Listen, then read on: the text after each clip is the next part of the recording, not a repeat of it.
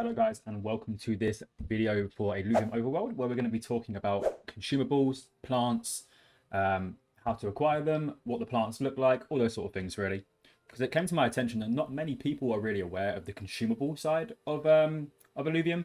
So obviously you know things about like the alluvials, the shards, and the equipment, all of those things, right? Because we're using those pretty regularly.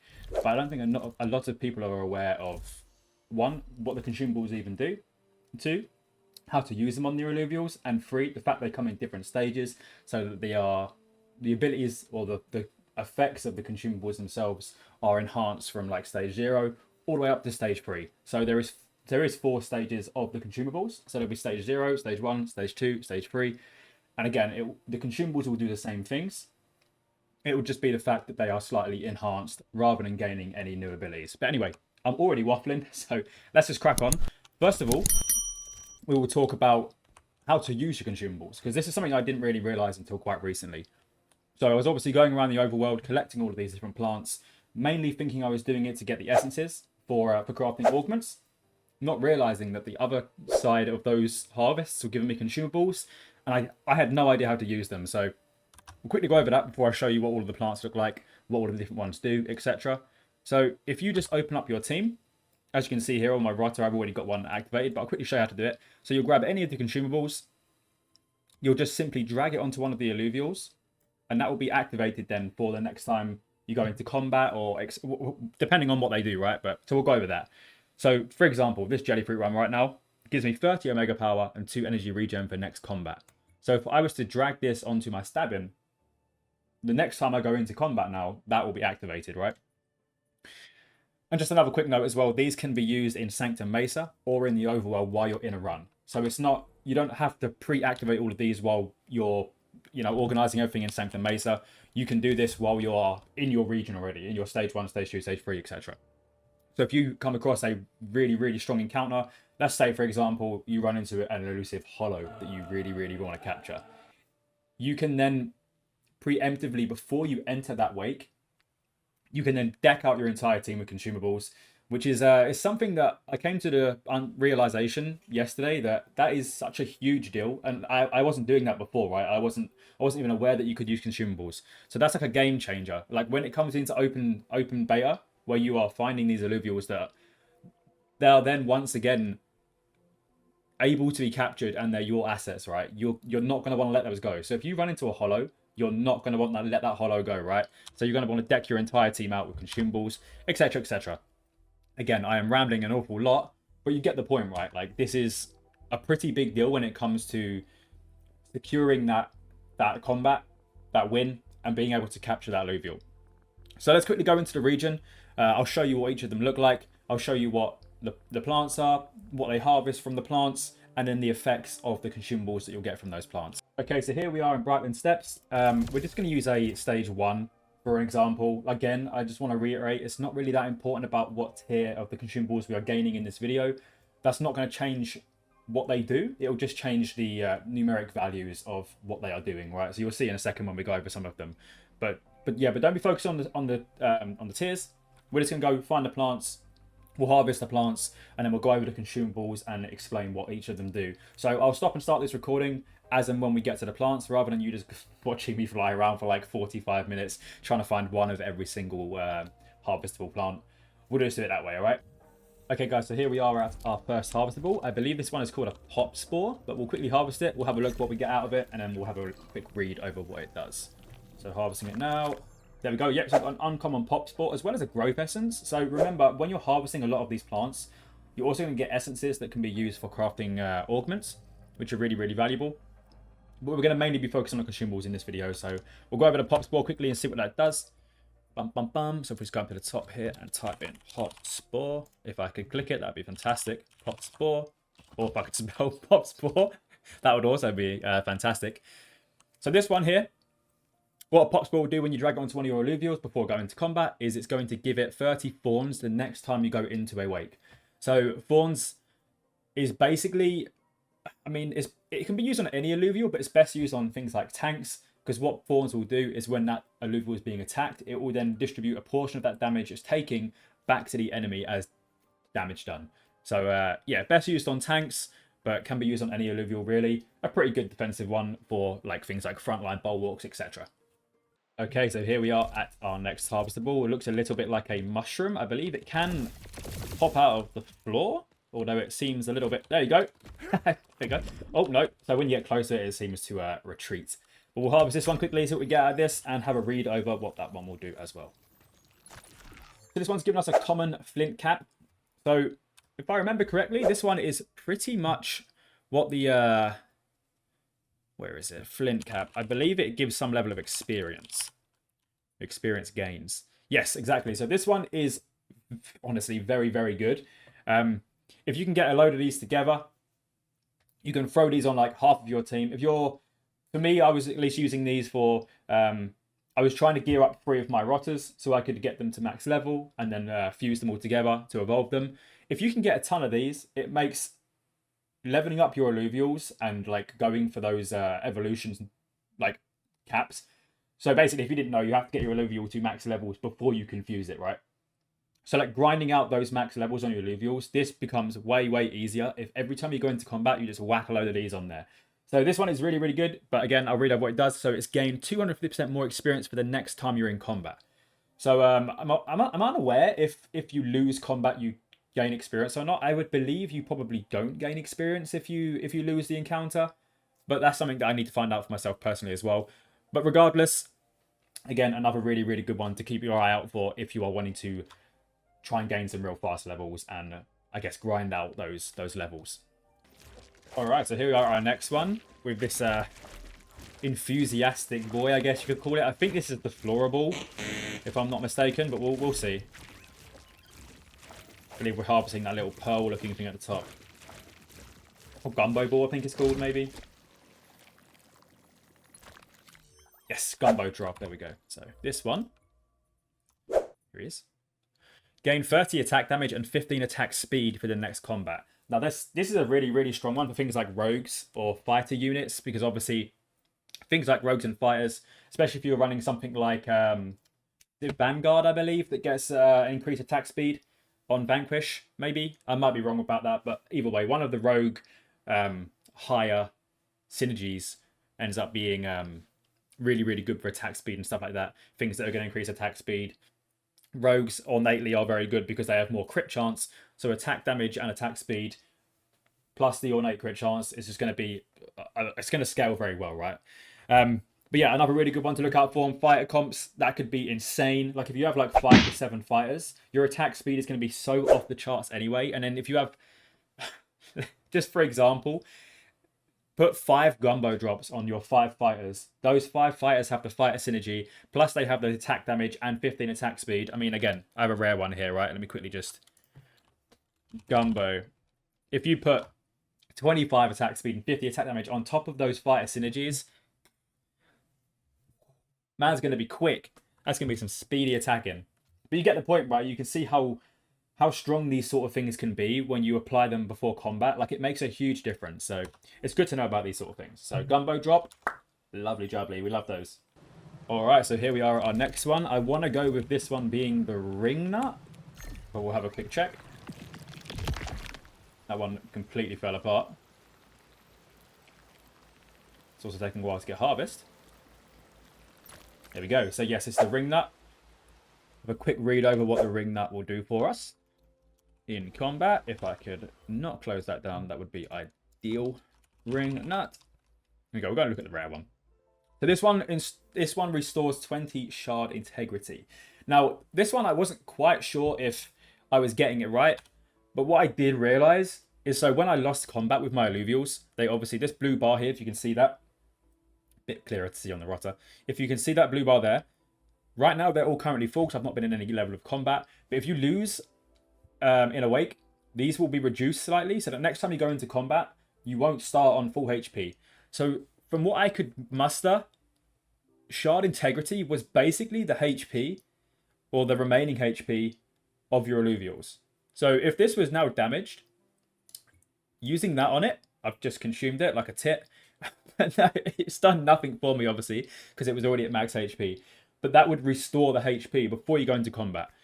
So again, another really good one to look out for. So if you're going into like a really hard encounter, you want to double check that all of your Illuvials are ready to go. They're not half dead before you even start, because that's obviously going to be problematic. So if anybody else does know of any other meaning of Shard Integrity, please let me know, because again, I'm not 100% sure that is all it does, but that is definitely something that it does do, right? It does restore the HP. So yeah, that's at least what I know Shard Integrity to be. Maybe we could ping Aaron or some of the other developers and get a real like clarification on that. But as far as I'm aware, that is what it does. Still very, very useful. Again, if you go into like a really hard encounter, you don't want to be half dead before you start. You want to be making sure you're at the optimal level to be able to win that. Now, there is, I believe, a dragon's egg just over here, so I won't bother to pause it. We'll just carry on, quickly go harvest this one.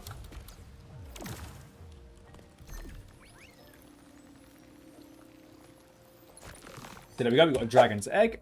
And a dragon's egg will deal 40 pure damage per second to enemies in a 30 area during the next combat. Now, I believe that 30 area has got a bit of a typo there. That's meant to be like 30 hex spots, right? Like, you know what I'm trying to say there, right? If any of you guys have been in the arena already, you'll see that there's very, very small hexagons on the floor. That is 30 hexagon range, like in an area of effect style. So yeah, 30 pure damage per second to enemies in a 30 hex range is pretty decent as well. Again, if you can get this on something like a tank or something that is in your backline, that if they have rogues and they're like teleporting to your healers or your backline, that's a pretty big deal, because 40 pure damage per second is quite a lot over an encounter, and that could probably save you the game if you're in a bit of a trouble there. So again, another really, really strong one. And of course, that's only a common dragon egg. If you're going to go for like an uncommon one or a rare one, that would be even stronger, I would assume. Actually, do I have a rare one here? I do. That's 80 pure damage per second instead of, what was this, 30? 40. So it doubles up from the common one. As well, it increases the area by 10 hexagons. So it's an even larger pulsation, and it's doing double that damage. So again, very, very strong. All right, so I actually can't remember what this crazy looking fruit is. We'll have a look together. So this one is a spike juice. Aha. Now this one, there he is. Gain Indomitable for 6 seconds at the start of the next combat. Now, Indomitable is really, really, really strong. If you have an Illuvial that you want to have that starts to ramp a little bit at the beginning, but it's being heavily focused and it's going to die before it can really get off like a really decent ultimate. So if any of you guys don't know what Indomitable means, basically it means it can't be killed. Now, it can still take damage for those 6 seconds. It doesn't become completely immune to any damage like Granite would do. This just makes it so it can't actually be finished off for 6 seconds. So the common one, probably not as valuable, because not a lot of things are going to be able to ramp up high enough and do a significant amount of damage or use the ultimate in 6 seconds. But let me quickly just see if I have a higher tiered one. I do. I have a rare one here. So the rare one then is 10 seconds. So again, that becomes a lot more valuable at that point, because by 10 seconds into combat, even if one of your targets is getting like heavily, heavily battered in and it's probably close to death. You're killing it! Take, for example, something like a Ramfire, right? You really don't want that Ramfire to die before it is able to go and do its Omega, right? That's what you really have it there for. You want it to get into the sky. You want it to come crash down and literally kill everything it touches, right? That's what you're bringing it in for. You're not using it for the auto attacks. So by the time it's 10 seconds into combat, regardless of it's being funneled by everything on their team or not, that will have the opportunity to at least get one of its Omegas out. And again, that could be extremely game-changing when you come into an encounter where you know it's going to be pretty tough and they could have some really, really heavy damage on you and on your carries. You want them to make sure they can use their ultimates, and this is a way to secure that, especially if using the rare ones. The uncommon one is 8 seconds still, so that's still pretty valuable. Whereas the tier 0 one and the common one, 3 and 6 seconds, isn't as valuable, but there's probably still some scenarios where you could make that really, really good. But the rare one, as well as the uncommon one, especially the rare one, 10 seconds is a really, really, really good head start to be able to get the ultimates ramping and able to, like, you know, probably do some significant damage before an Illuvial dies at that point. So, okay, so here we are at this strange looking. I don't even know how to describe this one, so I won't even try. Jellyfruit. We could have called it a jelly. There we go. Right. So let's have a quick look at what our Jellyfruit does. I think we just got a rare one there, didn't we? Nice. So this one gains 50 Omega Power and 4 energy regen for the next combat. Woo-wee, baby! Can you imagine having a full team of Evokers with Jellyfruits? The Omega Power is going to be increasing every time someone uses an Omega. They're gaining more energy per second regen. So they're all going to be casting the Omegas faster. Christ, I'm telling you, if you have these on a Invoker team, maybe with some Scion units too, that's going to pop off. But yeah, pretty self-explanatory what that one does there. But very, very strong, very impactful. So let's have a quick look at what some of the lower ones do. So uncommon is 40 Omega Power, 3 energy regen, still really strong. The common one is 30 Omega Power, 2 energy regen. And then the tier 0 one, which is obviously going to be a bit weaker, 20 Omega Power and 1 energy regen. But if you're putting this on a few of your low units, saving the good ones for like your higher, more like stage 3, stage 2 invokers, or like things with just generally strong Omegas, some of your carries you might have on your team, really, really strong. The lower ones can go on something like your tier 0s or your tier 1 Illuvials, right, that you're not too bothered about, but can still do some significant damage and help out with their Omegas. So again, another very, very strong one. So make sure you're getting a few of those for your Invoker teams, and you probably, again, can't lose. All right, so maybe this ET phone home looking ass is the Floraball after all. I might have been wrong about the previous one. Yes, this is the Floraball, so let's quickly have a check what our Floraball will do. Bum, bum, bum, bum. Floraball. Gain 300 max health and 20 physical and energy resistance for the next combat. So again, this is really, really good for things like tank units. I mean, not just tank units, it will be very strong on tank units, but this could be really good for something that you just don't want to die quickly, right? Now, when you're playing in the overworld, you obviously have a lot more ability to see where you want to place things strategically, because you'll know where the enemies are already placed, where they're going to end up with like rogues, etc. So you can play around that. But it could generally be strong on any unit. Things that just give them max health, more survivability, more resistances. But again, I personally think I would use this on things like front lines, bulwarks, tanks, all those sort of ones that, you know, are taking the brunt of the damage. You're going to be positioning your bulwarks anyway to preferably survive long enough to take most of the damage while your carries and things do stuff at the back line. That's just going to make that even better, right? But again, if you're going to a very hard encounter and you have, I don't know, 5 or 10 Floraballs, you can put them on your bulwarks. And then also, if you really, really want to secure the win on that round, you can just put them on everything, right? You can just put every single Illuvium on your team can have a Floraball, happy days, right? Everything's got HP, everything's buffed up with resistances. You literally can't lose. You literally can't lose. Alright, this one just took me absolutely ages to find. So a quick note before we harvest this one. Remember, you can go onto your map and you can search for the plants here. And the way I found this one, after searching for like an hour, is I found it on my map, realised I'd already bloody scanned it, just missed it. And you can click there with your right click and set a waypoint. So then you'll be able to go, as you can see at the compass at the top of the screen there, you'll be able to find where that is and just follow its location, and then I was able to spot it. So that's a really helpful little tip there, that if you are struggling to find the certain resources that you're on the run for, you can double check on your map to see if you've already scanned them with your visor. So anyway, let's get into this one. I'm pretty sure this is the basket fruit. It's the last one I needed to find, and it took me forever. So yeah, there we go, basket fruit. And this one is going to heal for 2% of maximum health per second in the next combat encounter. Now, that's very, very, very similar to something like what the nature synergy would already do. It gives you auto health regen. So this combined with things like Verdant, Nature, anything like that is really good at like giving you some level of healing. Or maybe even like the Revenant Shields, things like that, where you can just basically maintain your HP, right? Like if something hasn't got enough damage to take you down, you're never going to die. Like restoring 2% of your maximum health per second is very, very good. Now, because it's a percentage value, so 2% rather than like a set amount, say 100 HP a second, if that goes onto a character with a much larger health pool, such as a tank, like a bulwark unit of some kind, like your main front line, that has a lot of HP, that's going to scale that healing even higher, right?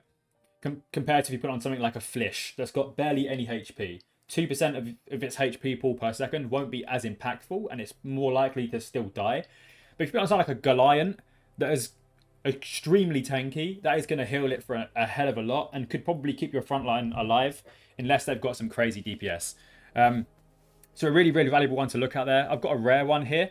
4% of your max health per second. That is fucking insane. Like, if you can combine basket fruit with a few of your tank units, that could honestly save your tank units from dying if they haven't got enough DPS to get through that. Like 4% per second.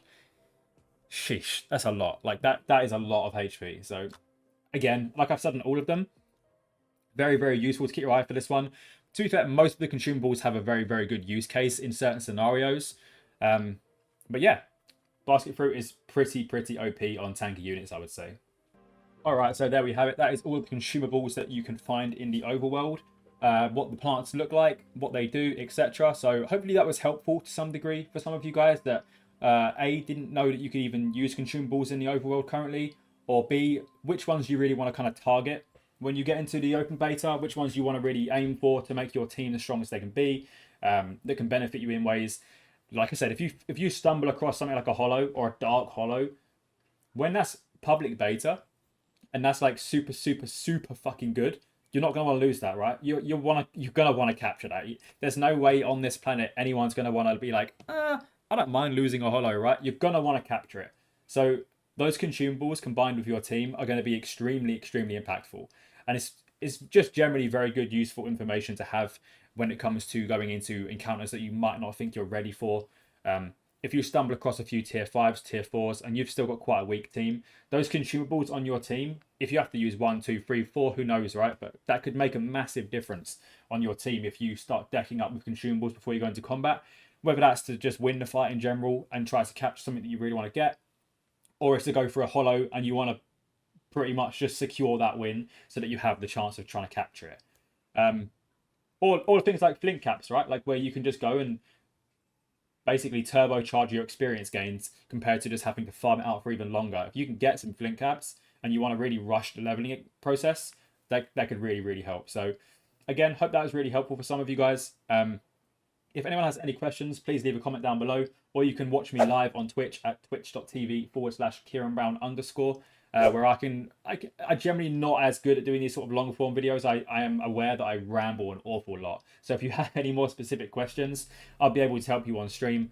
We can go over some more things in a bit more in depth there if you'd like, and can just answer any general questions, not just about consumables, right? About the overworld in general, and any questions you might have. So yeah, thanks for watching. I appreciate it, and I'll see you in the next one.